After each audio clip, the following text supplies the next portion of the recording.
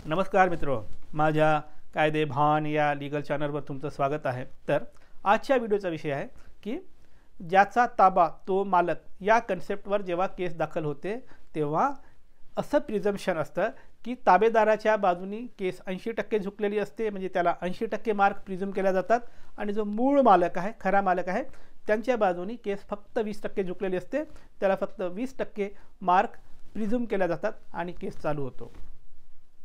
या संदर्भाने काय तरतूद आहे आणि काय कायदा आहे आपण विस्ताराने बघूया। तर आपण जी सिरीज बघतोय ॲडव्हर्स पोझिशन म्हणजे ज्याचा ताबा तो मालक, या कन्सेप्टवर तुम्ही कोर्टात जाऊन दावा दाखल करू शकता आणि ताबेदार म्हणून तुम्ही मालकी हक्क मागू शकता आणि कोर्ट तुम्हाला मालकी हक्क ग्रांट करते। कुठल्या कायद्याच्या अंतर्गत? ॲडव्हर्स पोझिशनच्या कायद्याच्या अंतर्गत। बरं, हे समजावून घेताना बरेचदा अडचण येते की ताबेदार मालक कसा काय बनू शकतो, कारण आपल्याला पटतच नाही ते कन्सेप्ट। हे समजून घेण्यासाठी तुम्हाला मालकी हक्क कशा पद्धतीने येते ते आधी माहीत करून घ्यावं लागेल। मालकी हक्क दोन प्रकारे येते, एक तर वारस हक्काने येते किंवा दुसरं नोंदणीकृत दस्तान्वये तुम्हाला मालकी हक्क ट्रान्सफर होते। हे दोन प्रकारच आपल्याला माहिती आहे। आता वारस हक्काने म्हणजे काय की तुमचे वडील, आजोबा, पणजोबा यांच्याकडे प्रॉपर्टी होती, ते मयत झाले की त्यांची प्रॉपर्टी त्यांचे जेवढे वारस आहे त्यांच्या नावे येते, हा पहिला प्रकार आहे। दुसरा प्रकार जे सांगितला नोंदणीकृत दस्तान्वये म्हणजे रजिस्टर्ड डॉक्युमेंटच्या अंतर्गत किंवा अन्वये तुम्हाला मालकी हक्क येतं, हा काय प्रकार आहे?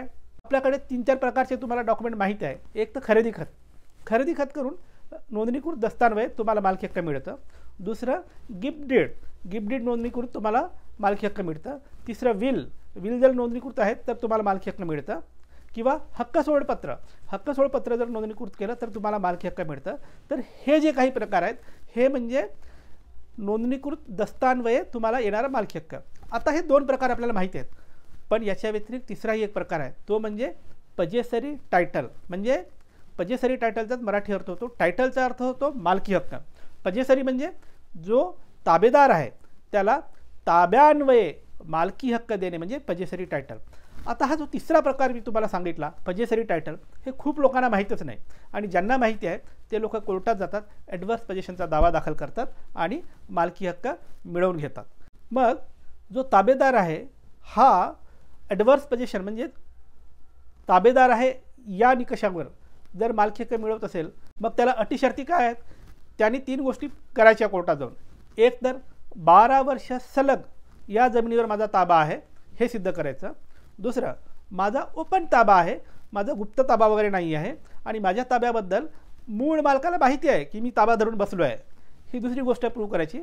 आणि तिसरी गोष्ट, मूळ मालकाच्या मालकी हक्काला चॅलेंज करायचं। म्हणजे काय करायचं? म्हणजे हे म्हणायचं की जरी खरेदी खत या मूळ मालकाच्या नावावर आहे तरी सलग 12 वर्षे या जमिनीत मी ताबेदार असल्यामुळे त्याचं मालकी हक्क मी चॅलेंज करतोय, त्याचं मालकी हक्क कोर्टाने रद्द करावं आणि ताबेदार म्हणून मला मालक घोषित करावं असा दावा टाकायचा। ऐकून विचित्र वाटतं पण असंच आहे, कारण तिसरा प्रकार तुम्ही आठवण ठेवायचं। असं का? त्याचं उत्तर हे आहे, तिसरा प्रकार मालकी हक्काचा कुठला? पजेसरी टायटल। हे नेहमी आठवण ठेवायचं। पजेसरी टायटल म्हणजे ताब्या हक्काने येणारा मालकी हक्क। त्याच्यामुळे जो खरेदीने मालक बनलेला आहे त्याचं मालकी हक्क इथे नलिफाय होतं आणि पजेसरी टायटल जो ताबा धरून बसलाय त्याचं मालकी हक्क कन्फर्म होतं, कोर्ट त्याला मालक म्हणून डिक्लेअर करतं, असं कायदा आहे। त्यामुळे मित्रो, ज्याचा ताबा तो मालक हे कन्सेप्ट समजून घेताना हे पजेसरी टायटल म्हणजे काय हे समजून घ्यायचं। मग तुम्हाला लक्षात येईल की ताबेदार जेव्हा कोर्टात जातो तेव्हा त्याच्या बाजूनी हे प्रिझम्पशन असतं की केस 80% त्याच्या बाजूनी गृहीत धरल्या जाते आणि फक्त 20% हे मूळ मालकाच्या बाजूनी गृहीत धरल्या जाते। कारण पजेसरी टायटलच्या अंतर्गत येणारे जे काही प्रिन्सिपल्स आहेत, जे काही सूत्र आहेत, त्याच्यातल्या ज्या तरतुदी आहेत, त्याचा एकूण सार हाच आहे की कागदोपत्री तुम्ही मालक असला तरी तुमचं मालकी हक्क फक्त 20%च गृहीत धरला जाईल, जो ताबेदार आहे त्याच्या बाजूने मात्र आम्ही मालकी हक्काचं जे काही प्रिझम्पशन आहे ते 80% धरतो असं कायदा मानतं। त्यामुळे तुमच्याकडे जर एखाद्या जमिनीचा सलग ताबा आहे, 12 वर्ष आहे आणि याबद्दल मूळ मालकाला जर माहिती असेल तर तिसरी गोष्ट तुम्ही करायची, ॲडव्हर्स पोझिशनचा दावा दाखल करायचा आणि मूळ मालकाच्या मालकी हक्काला चॅलेंज करायचं। 100% निकाल तुमच्या बाजूने येईल आणि त्याचं मालकी हक्क रद्द होऊन ताबेदाराला मालकी हक्क मिळतोय। बरं, हे केसेस कुठे आहेत? ह्या केसेस गावात, शहरांच्या अवतीभवती खूप लोकांकडे ह्या अशा केसेस आहेत ज्यांनी 15-20 वर्षापासून घरं बांधली आहेत, तिथे राहत आहेत. त्या घराचा सातबारा कोणाच्या तरी नावे आहे किंवा बरेचदा त्या घराचा सातबारा शासनाच्या नावे असतं. शासनाच्या जमिनीवरही जर तुमचा ताबा असेल, तुम्ही घर बांधून काही वर्षापासून राहत असाल, तर हा जो तिसरा प्रकार सांगितला पजेसरी टायटल, या तरतुदीच्या अंतर्गत तुम्ही बसता आणि तुम्ही अगदी सरकारच्या जमिनीला सुद्धा पजेसरी टायटलच्या अंतर्गत ॲडव्हर्स पोझिशनचा दावा दाखल करून मालकी हक्क मिळवू शकता, कागदपत्र तुमच्या नावे करू शकता. अशा पद्धतीची ही तरतूद आहे. तर मित्र, तुमच्यासाठी असंच मी कायद्याचे व्हिडिओ आणत राहीन. त्याच्यासाठी कायदेभान पाहत राहा. आणि हो, ज्यांना सल्ला हवा आहे ते संपर्क करू शकतात.